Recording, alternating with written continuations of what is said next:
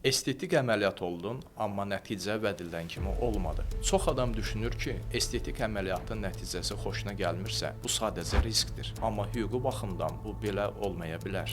Əgər həkim sənə konkret nəticə vəd edibsə və nəticə tam fərqlidirsə, burada mülki məsuliyyət yarana bilər. Təbii ki, əgər bu vədlər yazışmalarda, reklamda və ya ilkin konsultasiyalarda qeydə alınıbsa, ancaq çalışmaq lazımdır ki, bu həm də imzalanan tibbi xidmət müqaviləsində öz əksini tapsın.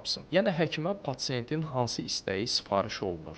Həmçinin əməliyyat öncəsi görüntünüzün də çəkib saxlanması məqsədə müvafiqdir. İlk öncə estetik əməliyyatla plastik rekonstruktiv əməliyyatları fərqləndirmək lazımdır. Estetik əməliyyatın əsas məqsədi sağlam bədəndə estetik görünüşü artırmaqdır. Misal üçün burun əməliyyatları, üz qaldırma, bədən şəkilləndirmə və s.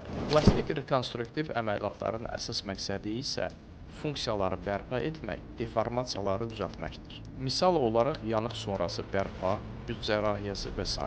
Bu fərqi bilməklə həkimdən hansı istəkdə olmağınızı müəyyən edə bilərsiniz. Narazı qaldığınız halda xarici görünüşünüzün sadəcə estetik və ya funksional nəticəsini müqayisələndirməliyik. Biz bunları niyə deyirik? Praktikamdan bir halı bölüşmək istəyirəm. Həkim tərəfindən əslində estetik əməliyyat icra olunsa da, tibbi sənədləşmədə pasientin burnu deformasiyalı olduğu göstərilmişdir. Məqsəd aydındır, estetik əməliyyat kobud alındığı təqdirdə bunu sübutlamaq. Lakin mövcud sübutlar uğursuz əməliyyata xərclənən pulların geri alınmasına kömək olur. Günümüzdə estetik plastik əməliyyatlarla bağlı mübahisəli hallar çoxdur. Bununla bağlı əməliyyat öncəsi tibbi vəkil konsultasiyası almağınızı tövsiyə edirəm. Gəlin tibbi mübahisənizin həllində birgə addımlayaq. Tibbi mübahisələr üzrə ixtisaslaşmış vəkil Turalı Musayev.